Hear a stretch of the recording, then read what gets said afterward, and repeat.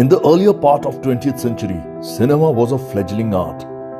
However, it was taking the world by storm, and German technicians were radically influencing this creative confluence of art and technology. One German technician who came to work in Indian film industry was Joseph Wehrchen. He visually wrote stories from silent years to talkies until the golden age and brought the German expressionism to the cinematic culture of India. Today in our Not to be Forgotten series, we talk about this genius master's love affair with Indian cinema. Joseph Wehrchen was born on 22nd March 1903 in Munich, Germany. His father had a set designing studio. His interest in photography took him to study its theory at a vocational school. And then he started as an apprentice at Blau-Weiss Films in Munich. By 1923, Joseph Wehrchen had joined Amalka Film Studio as assistant cameraman, a desired destination for young filmmakers. Back in India, many filmmakers were approaching German studios for technical expertise. Himanshu Rai, an Indian lawyer turned actor, approached Amalka to collaborate for an epic on the life of Gautam Buddha.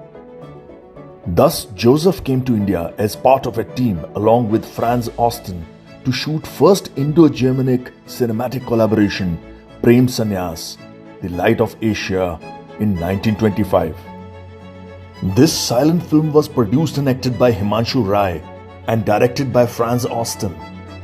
It was a story of Prince Siddhartha, the man who became Buddha. Joseph shot this film completely on locations covering different parts of India.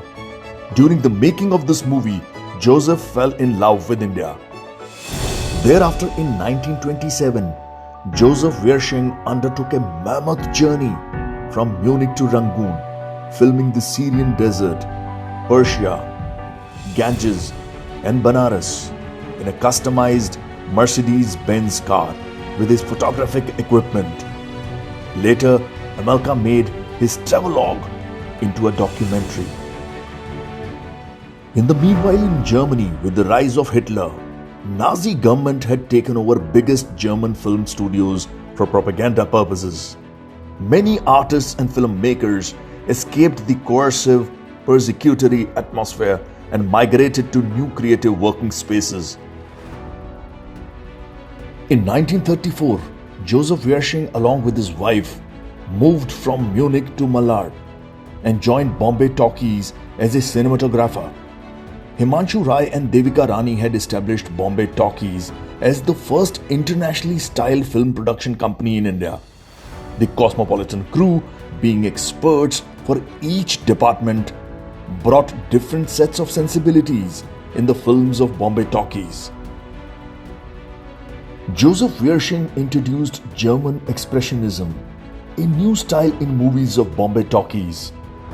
German Expressionism was a new aesthetic language of art which emerged post First World War in Germany. It dealt with emotions like violence, isolation, and trauma, and used mise-en-scène to exteriorize emotions on screen. The debut feature film of Bombay Talkies in 1935, Jawani Ki Hawa, was an apt story to showcase this new style of visualization to the Indian audiences. It was a romantic crime thriller which was shot in a train. Though the movie is not available today, but the surviving stills clearly show that the complex and repressed emotion was shown in the screen through dramatic low-key lighting and a pool of darkness in a non-naturalistic style. Wehrchen was a highly adaptive technician. Later in movies of Bombay Talkies, he molded his cinematic craft to suit the socially transgressive emotions that touched the social problems prevalent at that time, like in Jeevan Naiya, Achut Kanya, Izzat, Kangan, Durga, Nirmala. He framed characters through arches, doorways, and windows with favored camera angles. He relied on set, costumes, acting styles, dynamic use of lights and darkness to show the alienated individual emotions, and brought the melodramatic expressionism to suit stories. Unfortunately, during the Second World War, Weersching was a German national living in British India and was held in an internment camp for foreign nationals in 1939. Back home during the war in 1944, air bomb raided over Munich and destroyed his family home. Joseph had nothing left to go back. On release from internment camp in 1947, he decided to settle down in India, a nation he had fallen in love with years ago.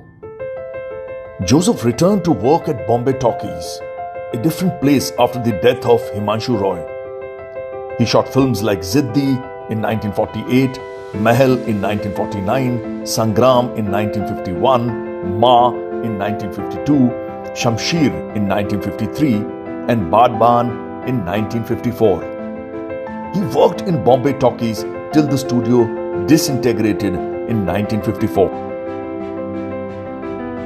Weersching's work, coupled with that of Kamal Amrohi in the Ashok Kumar Madhubala starrer, Mahal, unleashed the full range of his expressionist sensibilities.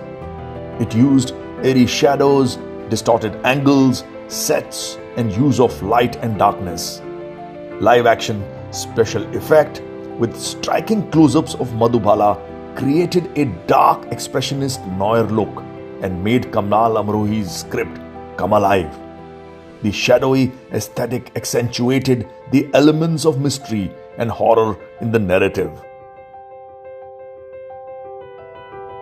After the disintegration of Bombay Talkies, Weersching joined AMA Limited.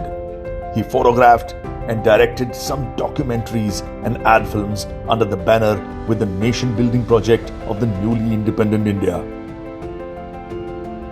In 1958, Weersching joined Amrohi's Kamal Pictures as the director of photography. His film Dil Apna Preet Parai was depicted visually through surreal sets and captured the natural emotions. Weersching's career best was opulent masterpiece Pakiza, directed by Kamal Amrohi. His technical ease to handle different advancements like CinemaScope and color transported viewers into wishful bygone grandeur of Lucknow's Nawab period. Unfortunately, while the movie was in making, he suffered a massive cardiac arrest on 11th June 1967 and passed away. The movie was later shot by R.D. Mathur and completed in 1972. The dreamlike, lucid cinematography is remembered till date. Interestingly, his camera was worshipped by Indian actors. He brought luminosity to the screen and turned the heroes and heroines of the time like Ashok Kumar, Devika Rani, Leela Chitnis, Madhubala, Devanand and Dilip Kumar into ethereal creations on celluloid. The films were not his only love. He had intense passion for photography and travel. He would often take breaks between films to travel places and document them through photographs. Many a times it would become the source of locations in his films. Once he, along with his wife, also made a short appearance in a song in Dil Apna Preet Parai. Weersching is credited for bringing aspects of German expressionism in Indian cinema. However, his cinematic eye for drama allowed him to skillfully switch between expressionism, naturalism, realism, and surrealism. He veered smoothly from studio-based shooting conventions to outdoor location. He could operate different cameras and adopted different shooting techniques with complete ease. Joseph Weersching, in over 30 years in Indian film industry, shot more than 20 movies, numerous documentaries, and captured a major part of history through photographs. His brilliant painting with light is a tutorial in the art of cinematography for generations of filmmakers to come. This publicity-shy, soft-spoken cinematographer gave Hindi cinema innumerable, unforgettable scenes. Cinemazi requests its viewers to watch films shot by him and write to us about a memorable scene from the vast cinematic heritage created by him.